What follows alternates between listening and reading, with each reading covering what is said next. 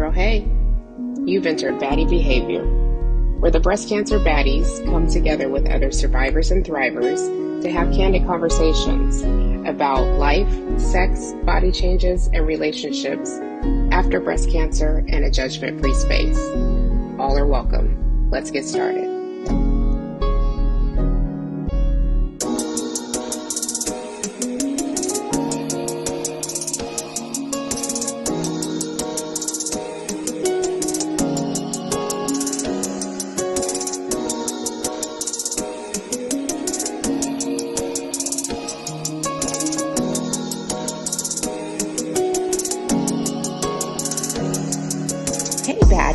My name is Cynthia, and I am a breast cancer Baddie ambassador from Houston, Texas, but I'm originally and always will be a Cali girl. I was diagnosed with stage 2 invasive ductal carcinoma in 2018, and I'm currently going through hormone therapy for the next few years. I am also a proud Bayesian woman and a member of Alpha Kappa Alpha Sorority Incorporated. Hey, baddies. My name is April, and I am a proud ambassador for the Breast of Us, repping for our plus-size baddies. I live in Columbia, South Carolina, but I am from Brunswick, Georgia. I was diagnosed with stage 2 invasive ductal carcinoma at the age of 35 in 2016, triple negative, BRCA1 positive, and also later diagnosed with large B-cell lymphoma. I can't wait to start having conversations with you. Let's get into it. Well, hello. How are you, sis? Girl, I'm good. How are you?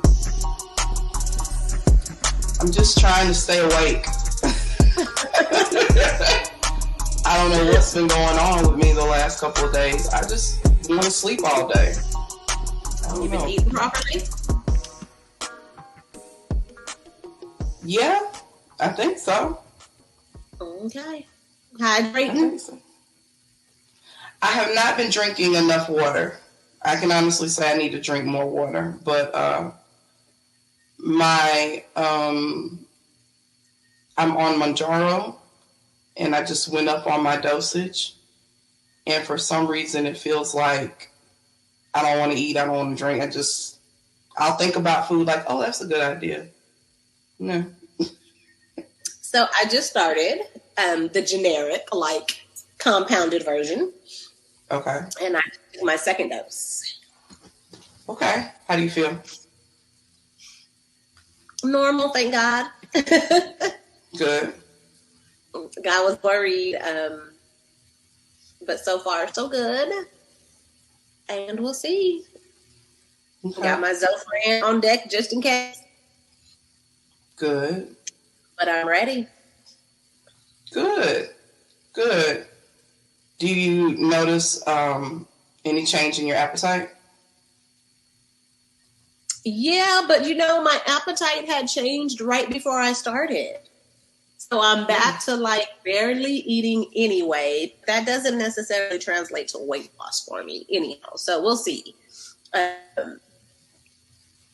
don't know. Okay. All right. Well, we'll have to dive into that a little bit more. I guess we should let our listeners know what we're doing today. We are being on baddest behavior. And just recapping what we've been up to for the last year. It has been a whirlwind. Mm-hmm. I think for all of us personally and for the rest of us. Yeah, it definitely has. It's been a lot. It has. So last year we launched our podcast. And we have been ripping and running ever since. Mm-hmm. But our very first episode of Baddie Behavior was at the top of 2022. And we talked about our expectations and hopes for the year. And it's time to recap. Recap!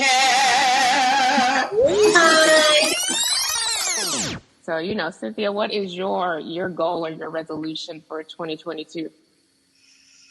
I'm trying to get me a good routine going, some workout, get my little meditation, cook some dinner every now and again. I'm living on DoorDash. I just gotta. DoorDash is life. It is life. It's life and it's dollars. So, I'm trying to get my adult on just a little bit better. Mm-hmm. What about you? Miss April? Yeah. What's your New Year's resolution? Get some dick. Straight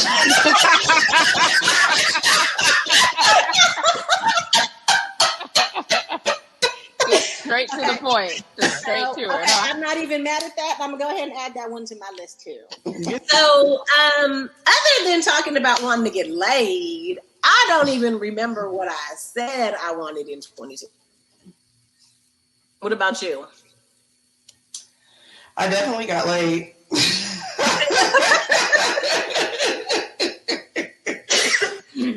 Some good, some bad.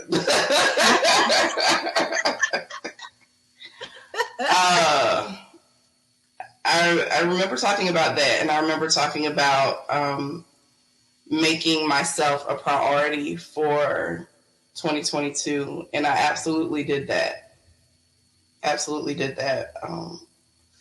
Was focused more on my health as far as clean eating, meeting with doctors, pursuing weight loss surgery. Haven't done it yet because unfortunately in South Carolina, my insurance doesn't cover it, which sucks. A lot of insurance companies don't cover it here. Yeah. But interesting enough, if I was on Medicaid or Medicare, I could get it. I think it's wild that they complain so much about us big folks and the expense and all of these things, but they don't want to cover the surgery nor the medications that could potentially make us unbeatable, And right. So I can see not just covering it indefinitely, but we'll give you one good shot at it. If you blow it, that's on you. But at least give us that opportunity, because my insurance is the same. They don't cover any weight loss surgeries, and they don't cover the meds. Mm-hmm. Same. And so it's like, if you complain that I'm too fat and I'm going to have all of these comorbidities and other issues that are going to cost y'all money, why would you not want me to try to help me get skinny again or smaller? Mm-hmm. Girl, I can't even begin to make heads or tails of it. Just like all the other things our wonderful Supreme Court has passed on today and, in the past year. It's ridiculous to me. But especially those of us who have been diagnosed with breast cancer, one of the side effects from our life-saving medications is weight gain. So for me, pre-cancer, I didn't have high blood pressure. I wasn't a diabetic. But after, high blood pressure, pre-diabetic. So you obviously, one or two things happen. Either it changed because I went through cancer and all the other drugs and all the other things. Mm-hmm. That could be a possibility. There also is a family history of both. So maybe it developed because it was something already there, genetic-wise. I don't know, but I do feel that, one of the trending topics in our community is the crazy amount of weight gain that you experience on, medications that we have to take after chemo. And a lot of it is belly fat. And the belly fat is directly associated with heart disease and heart attacks. So dangerous kind of fat. Right. So why would it not be standard of care for us to have, for the weight loss medications or weight loss surgeries to be the next thing for us to do? I mean, if I want to have revisions to my chest, if I want to get tummy tucks, all of it because of the breast cancer, I can do that for the rest of my life. but I can't have weight loss surgery? And I think because it doesn't affect everybody, and they look down upon it, right? If you're fat, I'm gonna use the word fat because that's, if you use the fat, it's because you're lazy, because you overeat, because you have bad habits. That's it. That's all, right? Right. And so they look down upon those of us who are overweight. But if you notice trends with the weight loss drugs, people aren't doing anything different, but they're losing weight. So it's balancing their body and their hormones. People with PCOS who struggle to lose weight despite doing all of the right things, the pounds are coming off. Clearly, it's something systemic within the body, as well as possibly some good bad eating habits, right?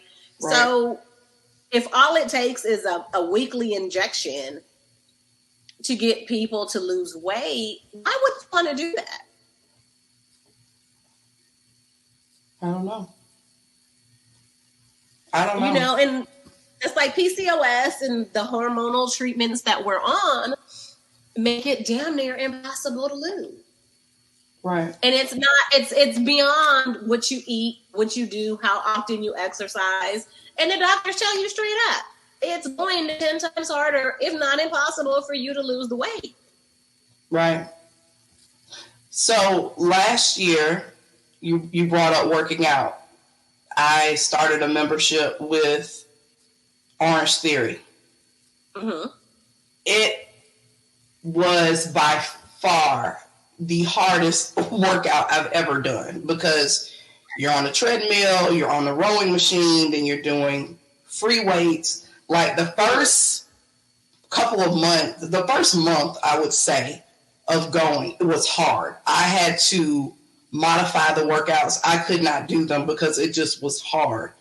But then I got to the point where I was able to do the workouts without modifying. I was able to keep up the pace. But then I wasn't losing any weight.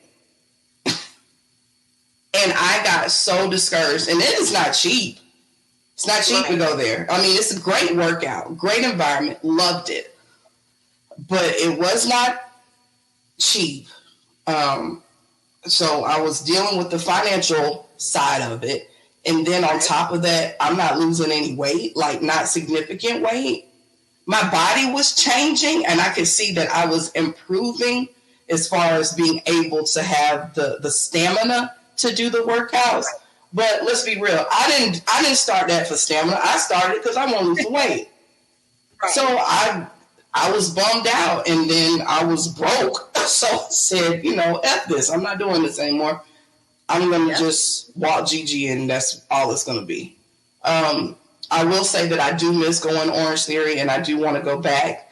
But it is definitely for that amount of money being spent, which I don't have a problem with. I definitely need to make sure that I have the time to go. And I've been working part-time jobs I work at a children's home, and I was working at the children's home at that time too.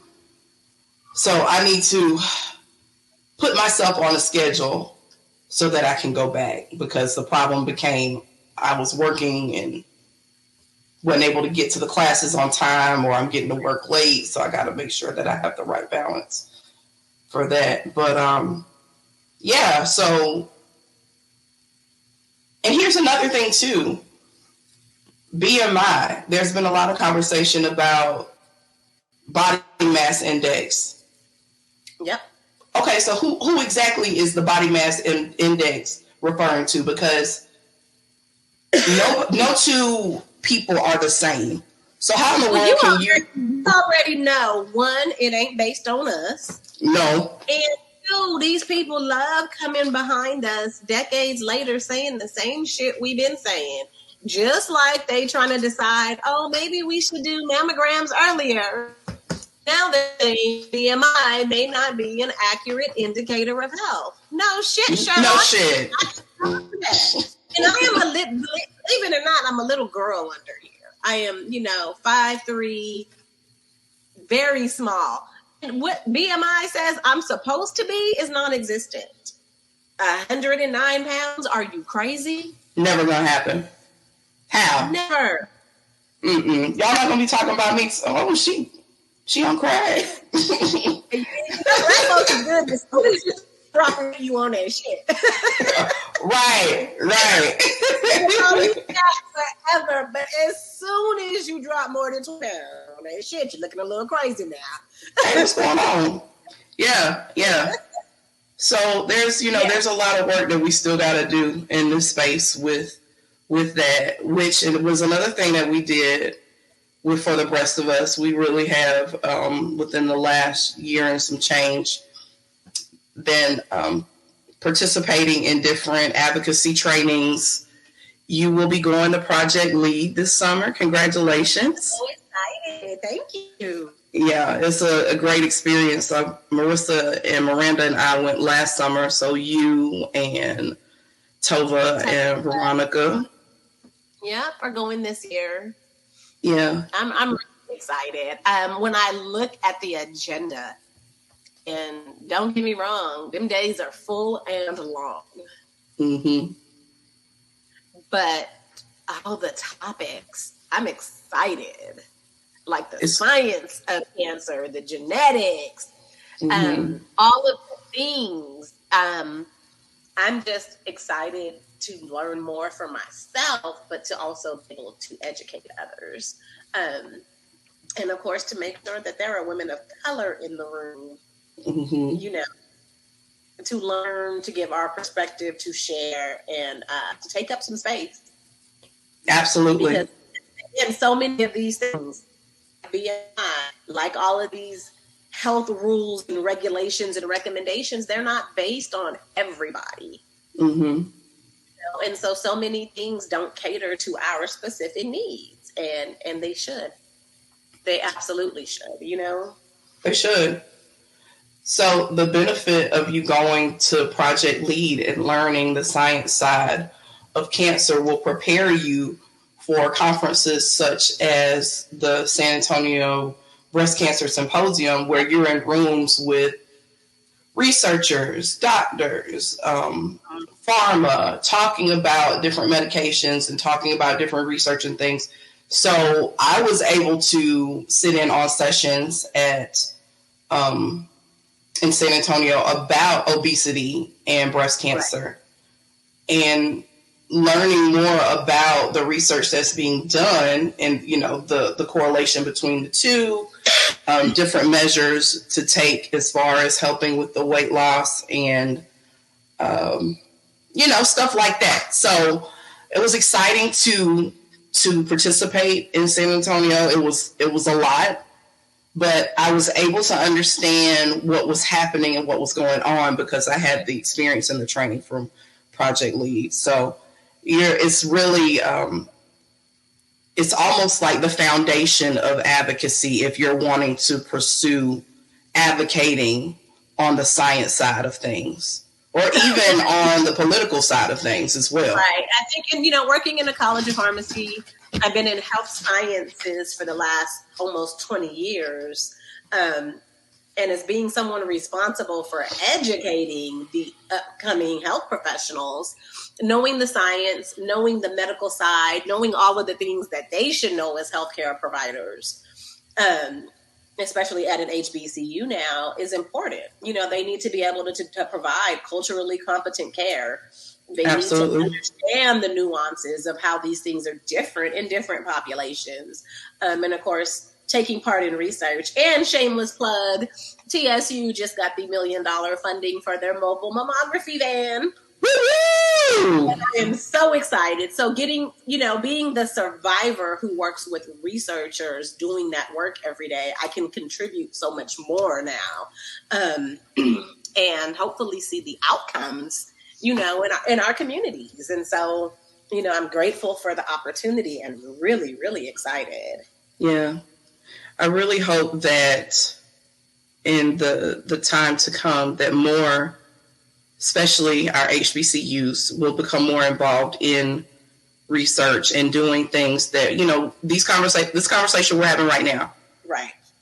This should be one of the platforms for our HBCUs, because if nobody else is going to take, if other people are not going to take care of us, we need to be able to take care of ourselves or start doing the research. Like you mentioned today with the Supreme Court,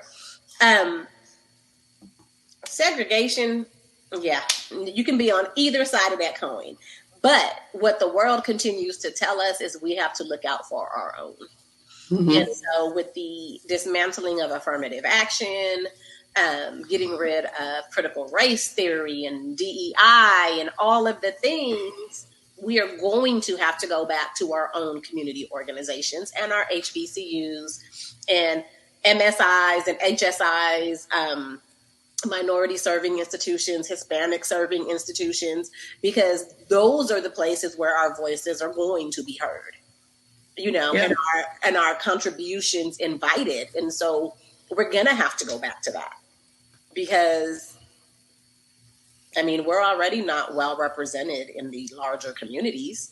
And now you're not factoring race into college admissions. Where are our children going to go? Modernized racism, sis. Not even racism. I'm sorry. Segregation is what I meant. This is what America is. Let's call a thing. And so we're going to have to continue to create our own spaces, much like this one, because where else are we going to be invited to? Right. If we can't say race, we can't say diversity, we can't say inclusion anymore. And we can't be real and say, honestly, hey, clinical trials don't include people of color. The current cancer regimens were not studied in people of color because, that's critical race theory, that's blaming white people, whatever the conversations are, then we're going to have to come to these spaces, And so I'm grateful that it exists at least, but, the world is shifting yet again. Yeah, it is. 1 step forward, 3 steps back. I feel like it's a mile back. And of course, women's health as a whole. I know someone, and I'm not going to get too specific, who needed to figure out an abortion. And not easily available. And the things that we always say are going to happen, happened. Though they did all of the things, now that you have complications, you have to be very careful about going to the emergency room because you can wind up in jail. So, shit is getting really real really quickly. Yeah. I just recently had an experience with someone wanting to have an abortion and can't. Where they live, and because of their finances, they can't. And the ugly part about it, the elephant in the room, which is really not an elephant, it's just, it's just unspoken. The people who want access to that will have access to that and will be protected because they have the privilege and they have the means. But they have the connections.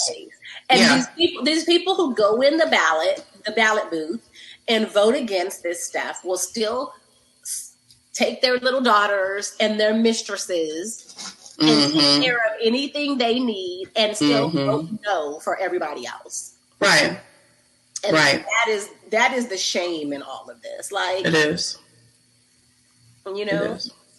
And I just mentioned to you that I work at a children's home part-time. Right.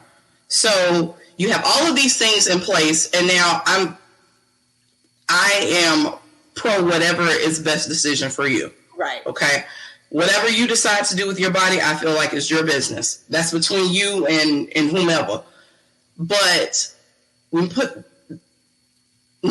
can't have abortions because supposedly it's being used as a form of birth control. But what are we doing for the orphans of our states? Nothing. These children who are in foster homes, who are, let's just be honest, there are people who are foster parents only because it's a check. Yeah. And then you have kids who are in children's homes that are not, it doesn't replace the fact their mother and father. I don't care what you say. So these same people who are pro-lifers, how many children have you fostered? Adopted? 0. Right. So I was reading somewhere that in some state they had immigrants to show up on some politician's front yard. It would be wrong if all of the orphan kids in the state showed up on the front in the yards of the folk who have voted against abortions. But then you're voting against things like school lunches and all of the support systems necessary to raise these kids that you swear we must have. But I'm going to take it a step further. So, recently I had fibroids removed. Discovered I had fibroids, all of this bleeding. And I'm going to take you to 2 places. First of all, why the hell are there no meds when they go up in our cervix? That's number one. I go to the dentist and I can get gas. I can be put under. But you're going to go remove fibroids and do all of these things and do this hysteroscopy to go in there, and they give you nothing. And there was a prescription my doctor wrote for a medication that softens and opens the cervix, but it's considered an abortion drug. And so I couldn't get it. It's ridiculous. And so their response is, we can give you a Xanax, take some ibuprofen, and that shit hurt. A Xanax. They believe me when I tell you, they limit them bad boys. The prescription is for 1, the bottle come with 1. And I'm like, I guarantee you, if it was a dude and some balls related. Oh my God. They'd have all of the drugs available. Oh my God. There would be a prescription for cocaine if they needed it. Right. But I'm like, so some of these drugs, again, so there are larger ramifications to just saying no to abortion, you know, because again, to open up your cervix, to soften your cervix, to do the things, to be sure that your reproductive health is okay. Now some of that stuff is no longer available. Right. And I was scared shitless going into that procedure. And it was well deserved. That shit hurt. Oh, just hold on a few more minutes. No. That is awful for a woman who has never had children. To have your cervix opened. And then people just think that childbirth is over 12 to 48 hours sometimes. Cervix slowly opened. And we know how awful childbirth can be. And to just go in there willy-nilly one day, not pregnant, not in labor, and just snatch that thing open? Come on now. And not even be put to sleep. For the actual removal surgery, yes. But like to go in there and do the testing and to go get cells and biopsy. Oh, yeah.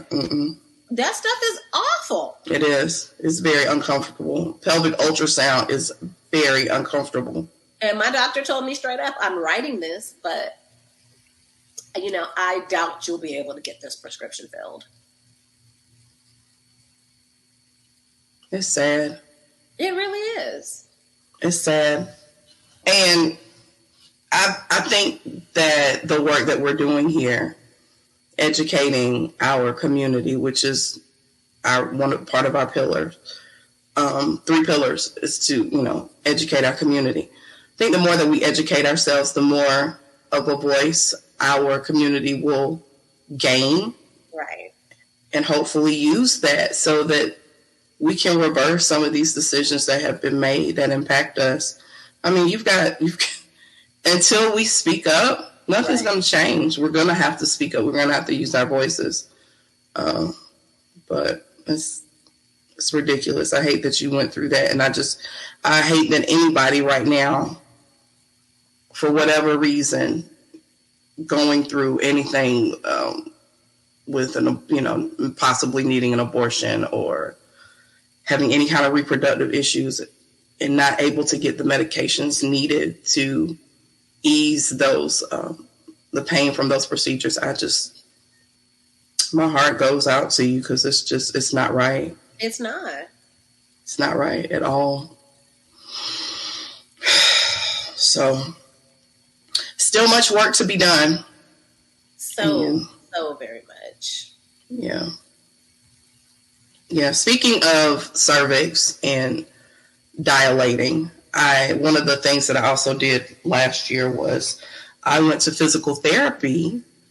Oh, that's right. Mm-hmm. Yeah. I went to physical therapy to, I guess, relax my cervix. Your pelvic floor. My pelvic floor. So that was interesting. That has become such a big thing. Mm-hmm. And I don't know, I'm a little skeptical sometimes. Like, I know suddenly every woman has pelvic floor dysfunction. What if you're not having good orgasms? Like, what, I don't know. It's so much to be learned about it. Like, you see all of these things now that you can get, and they make it look like a video game. Okay, so I have that one. I have the Perry Fit, and it looks kind of like a dildo, but not. And you play a game that looks like Angry Birds with your vagina, essentially. Okay. And so, like, you squeeze to jump over things and release and all of these things. How do you like it? Like most things, I'm not consistent enough with it, right? Mm-hmm. For me, what changed my sex life and my vajayjay was going off the hormone therapy. Because it was closing down, shutting up, drying out, all of that. But I did try some of that same stuff. I don't know that it helped, because I mean, if you're still taking all of the drugs, that's going to keep just drying it out and destroying it. But there are a number of tools now. And like I said, there are a lot of pelvic floor therapists. I see seminars and women on Instagram all day telling you to release this and do that. And, it's a lot. It is a lot. It's a lot. It's also, it's a part of, you got to make it a part of your routine. And, for me, even prior to cancer, I've had like autoimmune issues, chronic pain, blah, blah, blah, blah, blah. So I was already doctor fatigued. Then you introduce cancer, chemo, I'm over it, right? Right. And so even now I have 10 appointments or so for fibroids and all of these things, the workout, the diet, the physical therapy, they just take so much time. Right. And you got to work on somebody's job. And life is lifing. Right. Life is life. You got to go get that bag. You got to get your paycheck. Most of us got a side hustle, to make ends meet. If you're in school like I am, if you want to be an involved breast cancer advocate, then you're dedicating your time to those endeavors as well. And then now I got to go get up in the stirrups and let somebody play with my vagina when cancer broke it to begin with. Like, it's just not fair. No. So tell me, did they play with your vagina in physical therapy? No, they did not. I did. So, it's interesting because when I went, I did a lot of stretching. Mm-hmm. Most of it was stretching. So stretching, like walking on a treadmill or spending some time on the bike. Mm-hmm. And then like literally doing stretches on the floor or standing up. And then, of course, there were using the dilators. And you start off with the smallest dilator and you work your way up. But before using the dilator, stretching and breathing are important things to do before using the dilator. So it all makes sense. Like, think about like sex, right? So you're with your partner, and you don't just go straight to sex. There's got to be some intimacy. You've got to have some, kissing and touching and breathing, basically relaxing enough for things to open up. And that's really what therapy was. So, spending time doing, once again, making yourself a priority, getting up every day and stretching your body out. And it really helped me to understand the importance of yoga, because that's all yoga is stretching. And the more you stretch and the more movement you do with your body, the more open and the more flexible you become, and less stiff or pains that you may have. So it all made sense. It was nothing like I thought it would be. I thought somebody was going to come in there with the dilator, go in and move it around. No, none of that happened. I mean, I had the dilators. I had brought them with me. Right. And we did use them, but I was the one that was moving it around.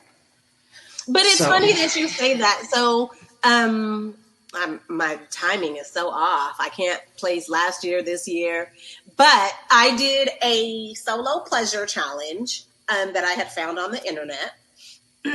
And part of that for me was reconnecting to my body and my sensuality. So I did a lot of stretching and what I call body connection time. And so that was like sensual yoga, sensual movement, like getting in the position, like if I was riding somebody, and just connecting with my body, stretching myself again, because, if you ain't ride dick in a minute, your hips is going to pop and you're going to cut your Charlie horse. So I did that for some months. And I found it to be valuable, it just kind of upped my own self-confidence and the way I moved, the way I thought about my body, because, you go so long without sex, things are breaking down, it hurts, it's painful, you can't be aroused when you want to be. And so I felt like that really did help a lot. Okay. And so, and shameless plug again for the rest of us is planning a pleasure challenge for the baddies. Maybe we can all reconnect to our sensual selves again. But I did find that to be really helpful. Okay. Our bodies become so clinical. I will whip these titties out for any and everybody. The whole world has seen them. You've been in the stirrups, you get pap smears, people look, you like, hey, whatever. Right.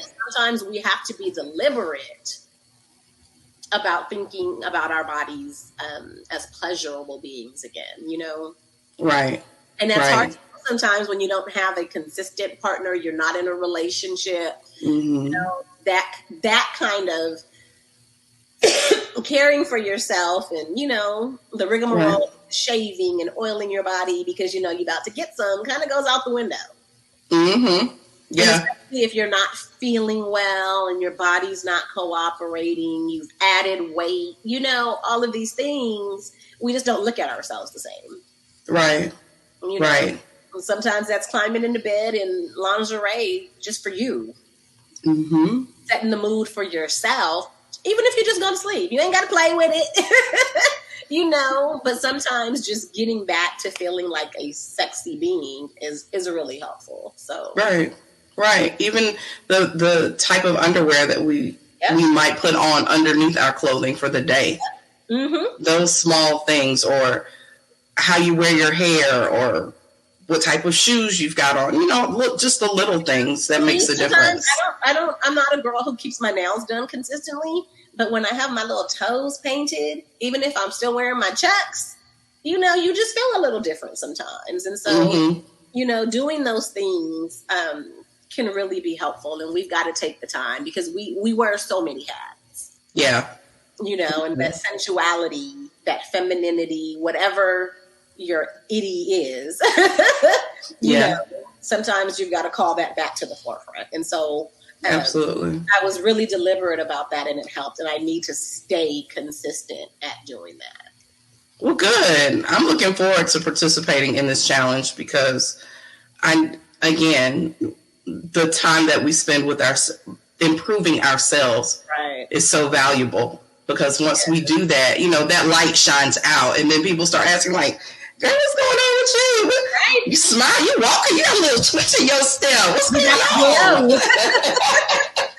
Yeah, so I'm looking forward to that. It's gonna be a lot of fun. But I hope that the ladies in our community will be open to doing it, because, in the South, that is frowned upon, or maybe just anywhere. People hear the word pleasure, and not once was the directive like, yo, go play with yourself, and so I think people have to work out what that means for them, right? Mm-hmm. Not everything is about the actual act of sex. Mm-hmm.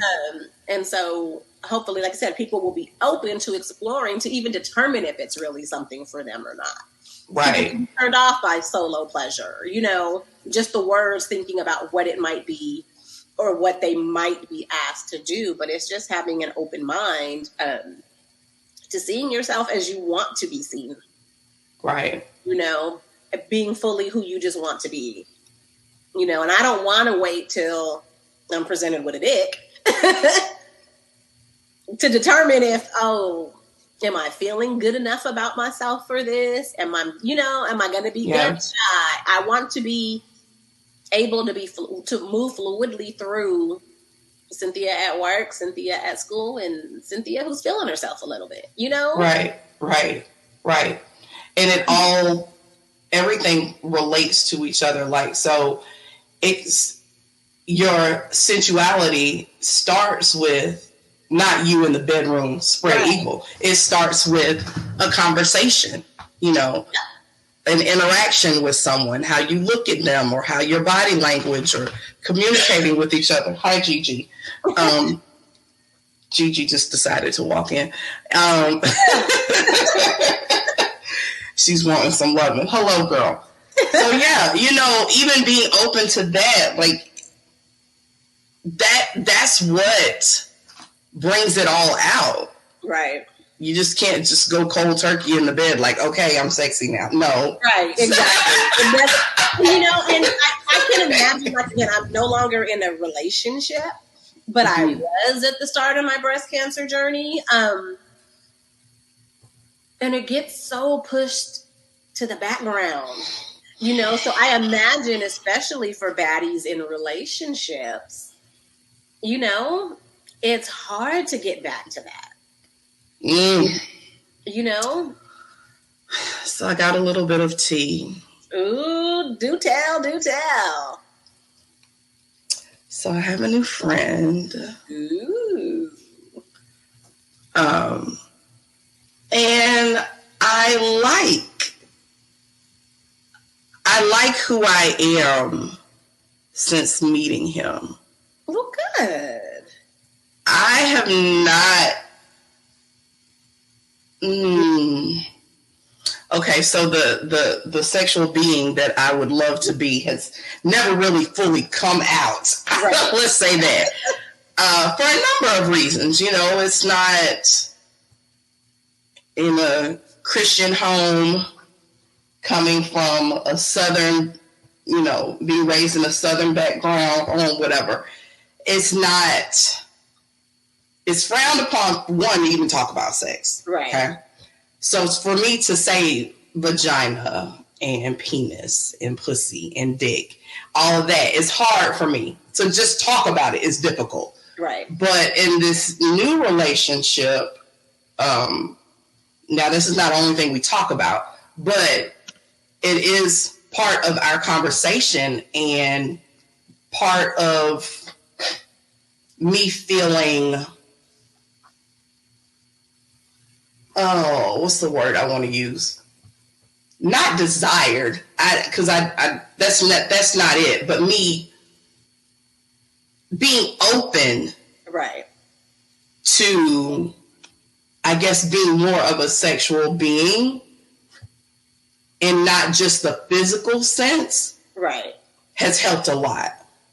Absolutely. I get that totally. Yeah. So like, now I think about like, oh, I'm going to see him today. What am I going to wear today? Like, not saying that I didn't do that before, but it's just been so long. Like maybe I forgot, or maybe it's different now because my body is different, Absolutely. So it's been nice. It's been nice. And I have to also say, since having reconstruction, the men who have seen, first of all, like you, I whip these things out all the time because I'm proud of it. Right. But the men who have seen my chest, they've been very complimentary. Like, oh my God, you just it looks like regular boobs to me. It just looks like you got a scar. Right. So, I mean, that helps, but the performance part of sex is still like, Yeah. How this thing gonna work out? If you don't use it, you will indeed lose it. You will. You will. The man in the boat will go away. Not only that, but you lose that confidence, you lose your swag, you forget, and you clam up and you're nervous about doing all of the things that used to come naturally.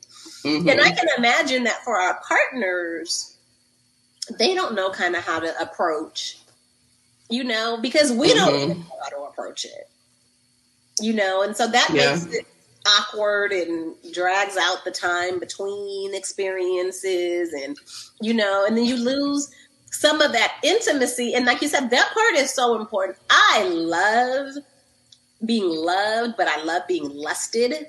Like that sexy banter, that comfort, all of that leads up to doing it. Yes. And so just having that, and I know I've not been in that space for so long. Girl, that's a good feeling. Isn't it? And let me tell you, so while we recapping, last year, top of 2022, I wanted to get laid. And boy, did I get laid, y'all. And since this is baddie behavior and we know holds barred, I started bleeding after sex. For the person that I was doing the do with, blood is a no-go. So that put a damper on stuff, and I couldn't figure out what was happening. And so I thought it was just the having sex after not having it for so long. And I thought it was the, the restretching of everything, and because couldn't figure it out, because I'd be fine. I'm like, well, I'm not spotting or anything. Let's try. And then after sex, bleeding.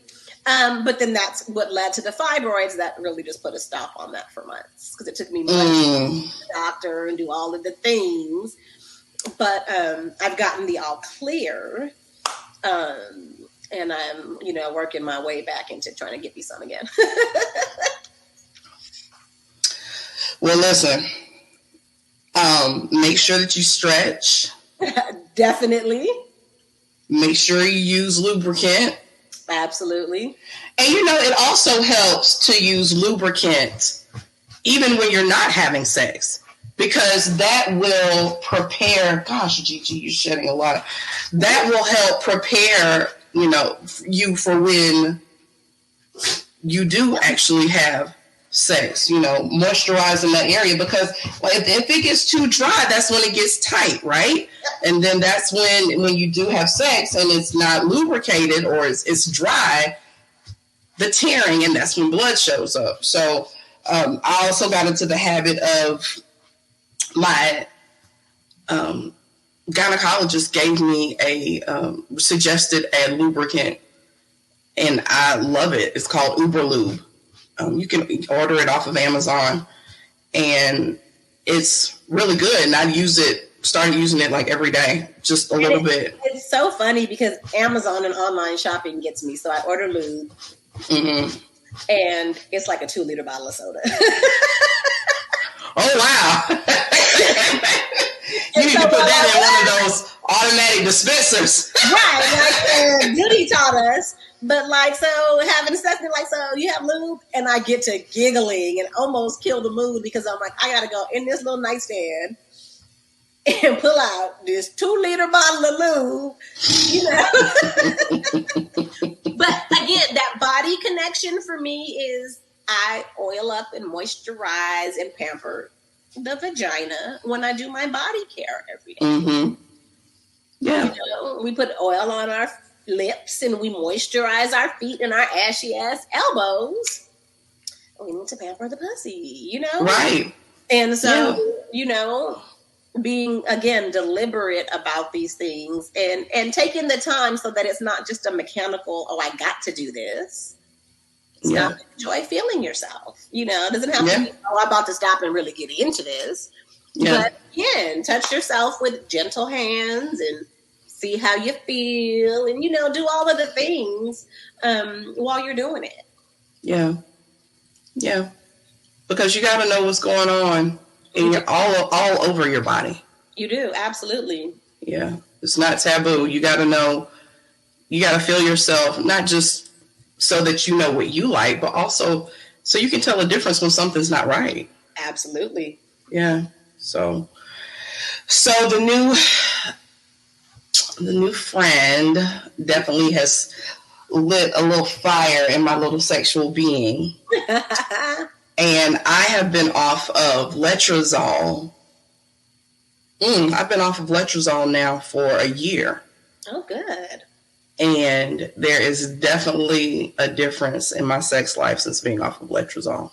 And see, this is this weird breast cancer world, right? And maybe it's the Manjaro now that I'm thinking of it. Well, so this morning, surprisingly, around about 6-ish, I had the most amazing dirty dream. And thoroughly enjoyed it. But breast cancer world. So in my head, I was kind of like, shit, are my hormones too high? Like, you know, like this app, like you want to be able to orgasm and feel good. But in the back of my mind, I was like, shit. It like, are my hormones too high? Is this bad? Like, you know? I think it's just, okay, so maybe that's also a thing too. So, forget it. We're doing Baddie behavior.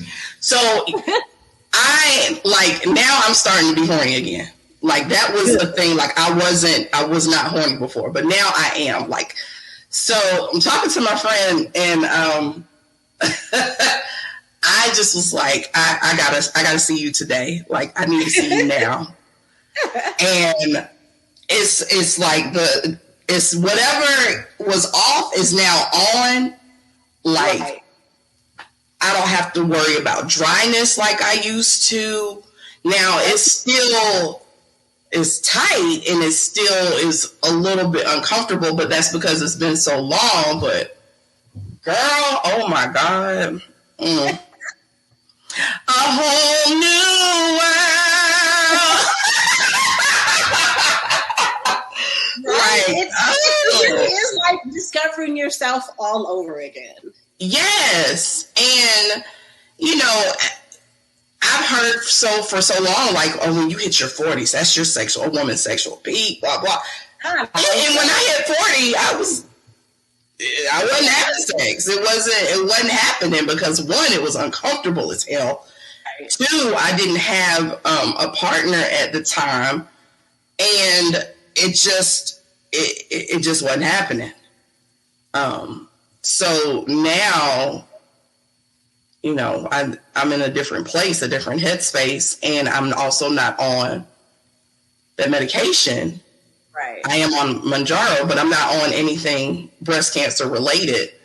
Right. So it's different. It's different. Yeah. So, and these are, once again, these are conversations. This is stuff that we're learning because we're talking to each other about it, right?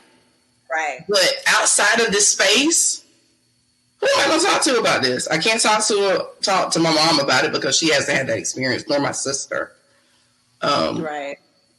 So it's definitely been a life lesson as well as, you know, it's been a challenge too because, again, I'm not the most comfortable person talking about these intimate details, but I recognize that this is important because somebody is listening to this podcast, or is going to listen to this podcast and be like, oh, well, I'm not the only one. Oh, right. These are things that I can do. So, you know, and our thoughts about our bodies and sex are much like our stigmas surrounding breast cancer, you know, depending on the culture and the family you grew up in. My mom, like, we have a very comfortable and free relationship now, you know, like, June, I'm glad we're besties, but dude, you tell me too many times.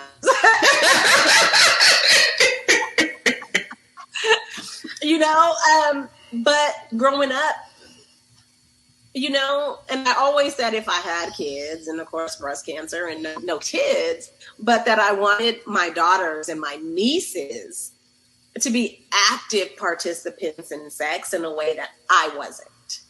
You know, you get to a certain age and you're just doing it to be doing it. You're supposed to, and your own pleasure and how you feel about yourself is not kind of like anything you're thinking of.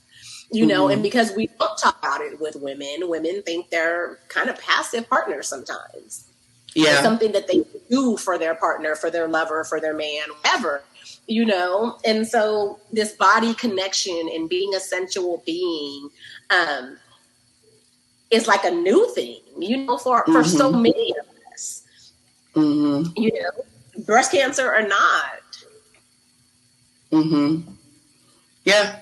I can definitely relate to being the sensual being and doing it for your own self-pleasure. Like, right.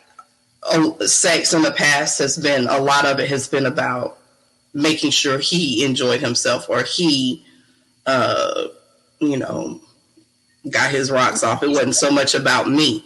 Now it's like I said, yeah, I gotta have this now. And enjoying that. In my last relationship, that my pleasure was important to him, and the more I enjoyed, the more he enjoyed. But I was still getting to this place of like for real comfort with my body and my sexuality, you know. And this is from someone who was married prior to that relationship, you know. And so, the less we talk about sex, the worse doing it, you know. You know, but I think men like to see us, or I'm not just men, our partners like to see us enjoying sex. That's the whole point of doing it, you know? Right. But, you know, music in society tells us it's wham bang, you can't go to back out, all of these things. And I think we're missing the mark sometimes. For me, at least, you know, sex is best when we have some other intimacy.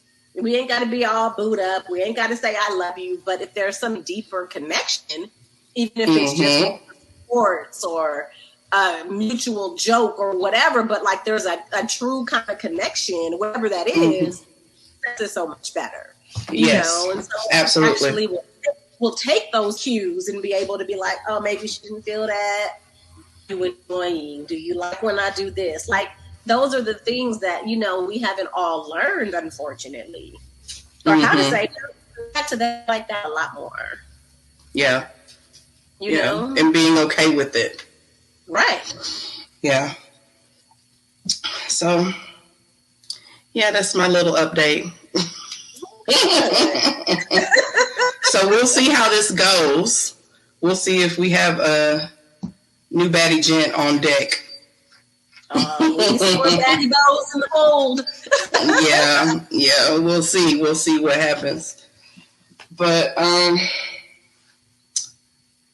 think we've talked about everything that we've done. Did we miss anything? We didn't talk about the gala though. Let's quickly our upcoming gala. So I'm so confused on timing. 2022, we had our inaugural For the Breast of Us celebration, and it was a sneaker ball, and it was magical. It was absolutely amazing. It was so much work. I mean, behind the scenes, what we are all doing at the rest of us would blow your mind. Yeah. There's so much work, so much time, so much planning, that it even exceeded my wildest expectations. Doyen, our event planner, Oh, I mean, I was breathless when I walked in and saw how she transformed that space.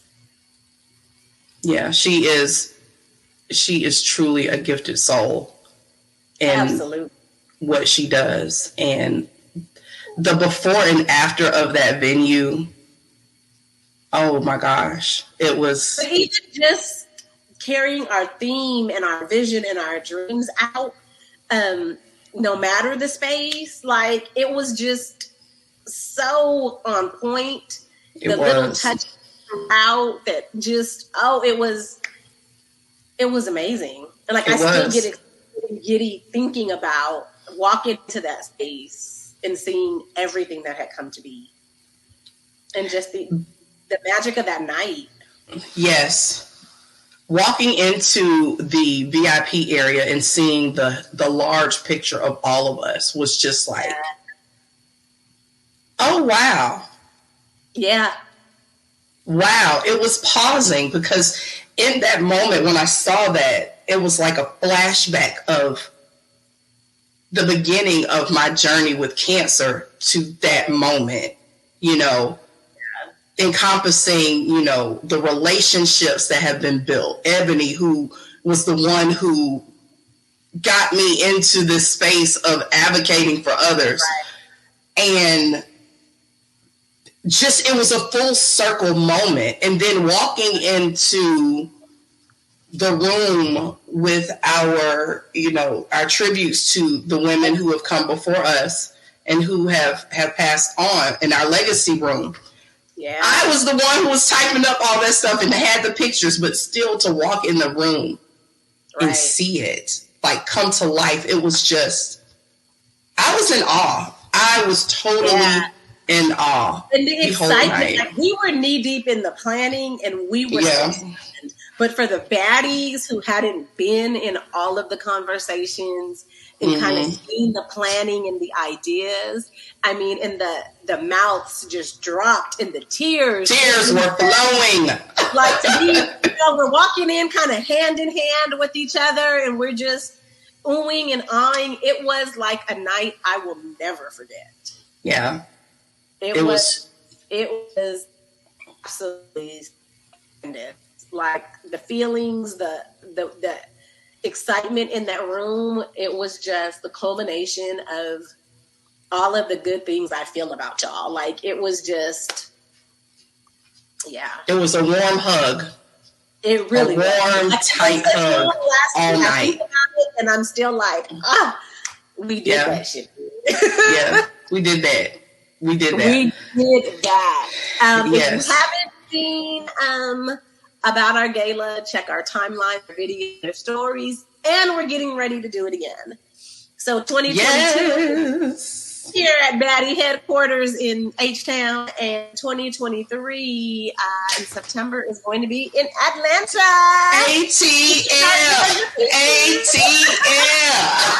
I'm so excited. We're going to be in my beautiful peach state. And I cannot wait to do it again. And I'm even more excited because now I know we can do it. Yeah. And our theme is different this year. So last year it was a sneaker gala and it was the We Run This gala.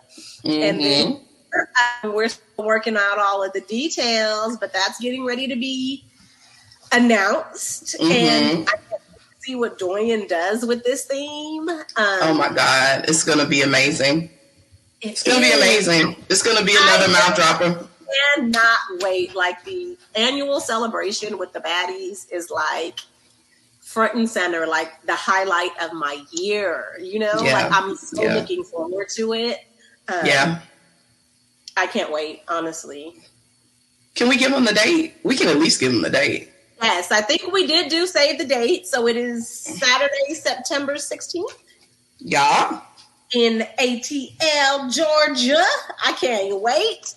And I cannot wait for y'all to see the theme and the imagery that we are developing. And it's gonna be awesome. The whole campaign, like we did We Run This, and so everybody had this video their video montages and the social media talking about how we run our worlds, because we do life and we do cancer, right? Mm-hmm. So everything we do still is about advocating, educating, and building community. And so this is no different. And so it's going to be so fly, and you're going to want to be in that room. Absolutely. September 16th. Make sure you're there in Atlanta. Yes. Please come out and join us. Meet the baddies in person if you haven't already. Yeah. And then when we're done crying, being excited, advocating, educating, honoring those who do the work in our community, then we get our party on. Oh, now listen, that dance floor was hot in Houston, okay? It was hot. That video of Miranda and her little leg kick, like she was getting it. She was getting it. Miranda was getting it. Listen, she was the party starter, okay? Live was so live, like you want to be in that room. You really do. Yeah, you do. You do. Y'all definitely don't want to miss this. And so, again, as we recap, we also started in-person meetups. I was going to say, did we even talk about the meetups? Right. So we have been, for the rest of us, started and will always be the first online community for women of color. But we are venturing more into the in-person spaces because community is important. While we can do it and we do it well virtually, there's nothing like having that in-person touch. Yeah. Well, we've been lucky enough to be able to do some in-person meetups. Our last one was a paint and sip, sponsored by Eli Lilly. And so we generally have them in locations across the nation where our baddies are located. And so it'll be like Houston, LA, Atlanta, South Carolina, New York, and we do it all, on the same day. And we get to meet other baddies locally and love on them and advocate and educate with them in person. And so it's been really, really amazing. It has. It has. We're looking forward to that. Which reminds me, so we do our little outreach before the gala, and I'm in the planning stages of another one at TSU for October. Whoop, whoop. Really? Yeah, so we're doing it all again. Okay. With the breast cancer grant, we have the Rose in Houston bringing out their mammography mobile unit. So getting the whole planning of that ready again, too. So the in-person stuff has really been, it's been fun, and it's a stretching thing for me. I'm not the most social in meeting people face-to-face and going out and introducing myself. Is an area of development for me. So, I'm grateful for the opportunities, but that's wonderful. Yeah. And that just for a second, that took me to our first retreat and you sitting in the corner and me saying, come on over here, girl. And now with you saying I'm not the most social, like, oh, you're not, are you? No, and that's no longer our relationship. I was so nervous. I mean, I had to promise so many people I was going to get on that plane and actually go. Really? Yes, because I'm like, I get hyped in the moment and I'll sign up for something and be like, yo, I'm not doing that. What the hell was I thinking? Well, I'm glad that you did. I'm glad that you did because look. Yes, that it would turn into all of this. Yes, in Baddie headquarters in Houston. Baddie headquarters in my place. The relationship. So if you're ever feeling like, do I want to go to something? Please do. And it's not even just the official baddies. It's all of the baddies. I have met so many amazing people here in Houston that Houston is humongous. I wouldn't have met otherwise. And I got my girls now, and we're doing all of the things. And and we get to enjoy each other and not always have to talk about cancer either, have fun. And that group chat is serious, y'all. That group chat, we stay serious. Yeah. Serious. Being able to hop on a plane and know you got somebody to go see and someone who gets you second to none. So whether you're connected to us virtually or in person, please find your baddie buddies. Yeah. Find your tribe. Find your people. Yeah. Well, I think, have we covered everything, sis? I think we have. Moral of the story is we got laid like we wanted to. Yeah. And we're still working on, getting it consistently and doing all that. Make sure it stays good, Yeah. So drink your water, use your lube, stretch. Eat your little pineapples, do all of the things, But, stretching is important. I've lost so much flexibility. And stretching, I got a Pilates bar. So, stretching is my thing. Yeah. My goal is to get my ankles behind my head. That's solely for me, but I want to show it to people eventually, But flexibility is my goal. I may not lose all the weight. May not get my skin back to what it was, but your girl is going to get her ankles behind her head. That's my goal. I would love to get on a pole. Yeah, I don't know if I got the upper body strength for that, but I would love that too. It's just, I don't know. It's just something about being able to, I don't know, you just a badass woman if you can, or person, if you can climb that pole and just so gracefully spin down it. You know how much control you have to have and strength, inner strength to be able to hold yourself like that? Those are, shout out to the strippers because they got some, or the pole dancers, they have some incredible talent and strength. Athleticism. That's not. Yeah. And it's not about being skinny. Right. Because I've seen some thick women hold it down on the pole. I'm well, if she can do it, I know I can too. Yep. I literally think I'm looking at my ceiling. My ceilings might be a little too high. Too high. Pole, but yeah. I mean, I'm good for 7. The other thing I want to do is buy sex furniture. Funny, in the group chat, you said that Airbnb. Yeah. Sex den, but they have wedges and pillows. So if you're in the middle and you're still in where you're not comfortable or your body hurts, there are tools to help you accentuate whatever you need, and I'm not scared to use them. Just don't be ashamed of needing lube. Give me one more pillow and help me prop up over here because we're gonna get this. Right. So if that's what I was gonna say. So we stack the pillows up in the bed, right? Yeah. Why not just buy the wedge? Yeah, they got wedges and stuff that's made. Yeah. And I swore they have a little squatty potty kind of stretch. Yeah. I did, dude. Yes. I'm gonna buy that. It looks like a little, kind of like an open stool or whatever, right? Yeah, I've seen that. Yeah, exactly. So there are tools, there are accessories to help you. Oh, I just bought some mints. You bought those? The Flint mints, they are for dry mouth. They help make your mouth get all wet. Yeah. And purely for the purpose of sucking dick. You like them? Some dry mouth. But the person I would like to do it to loves a good sloppy BJ, and I'm down.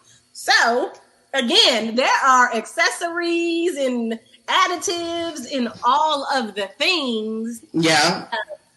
Help you do things you want to do. And so I'm pushing, this year is 45. God, that sounds old. You're not. But I want to have the best sex. And I always said I want to be Blanche Devereaux in my old age. I want to be turning out your grandfathers in the nursing home, all of that. And so I may be on the late boat, but I'm determined to live my best sex life. Come on, girl. Even if I'm having it. So I'm with you. There are tools, there are accessories. Drop us the end, I will share. Yeah. But yes, I bought those mints. Does it have a funny aftertaste? No. Okay, so I'm gonna have to order some too. Absolutely. It keeps popping up in my on my feed. You know, I'm a consumer of all things. So I was like, should I buy it? And then that other thing, that lube that makes it like gushy or whatever. Have you seen that too? I've seen a bunch of those. I'm like, I don't know, but you know, of course, I do use my Slippery Elm, which is a supplement that's in a lot of these things. I was going to say it's in most of them. Yeah, if you're doing any kind of supplement that's supposed to make you wet, it's Slippery Elm. Helps just the juices going all places, including down there. So I do use that. So yeah, there are things. So don't be afraid to hit the Googles. And for me, I like not having to search in my feed, just being helpful. So along with the fuckery in the memes, you know, I've got my sexologists and my people so that these things just kind of come. And I'm kind of seeing things that I think might interest me. So, you know, click search, follow a few people, and you'll be amazed. And I actually have a page where they do, it's a big girl, and she does different sex positions. Yeah. Is it good? So, I mean, it's not Goody? No, another one. I follow Goody. I follow the girl on, I feel bad that I did the sex challenge with. I should name drop her. But and if you click a few and then follow some of the people that they follow, you know, you'll just happen to see stuff in your timeline that you don't even know you're looking for, right? And so that just kind of, you know, you never know what you don't know you need. So she's on IG. You have to share her info with me on IG. I do. I need to find it. I will put it in the show notes. Okay. Matter of fact, hold on. Can I find it?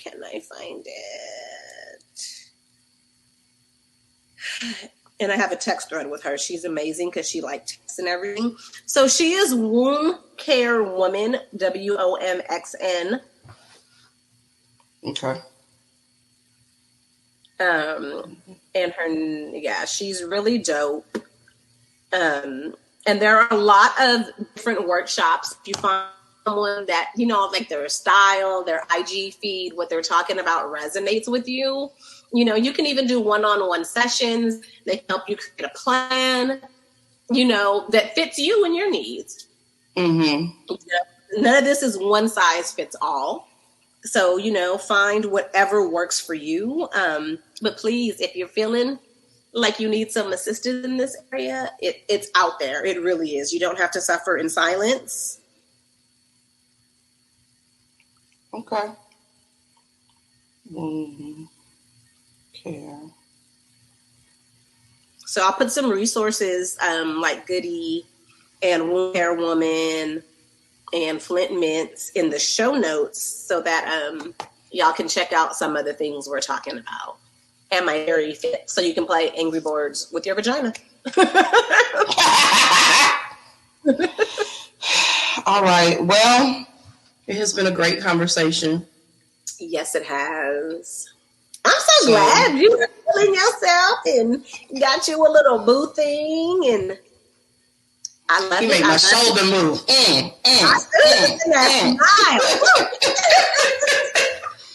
Yes, he is definitely giving me my woo-woo back. And I love it. I love it. So, and I love it for you. I'm happy, you darling. Thank you. So, until next time, sis. Be on your baddest behavior. This is another Baddie creation brought to you by For the Rest of Us. Don't forget to subscribe to Baddie to Baddie wherever you get your podcasts. And follow us on Facebook and Instagram at For the Breast of Us, on Twitter at The Breast of Us, and check us out online at breastofus.com. Thanks for listening.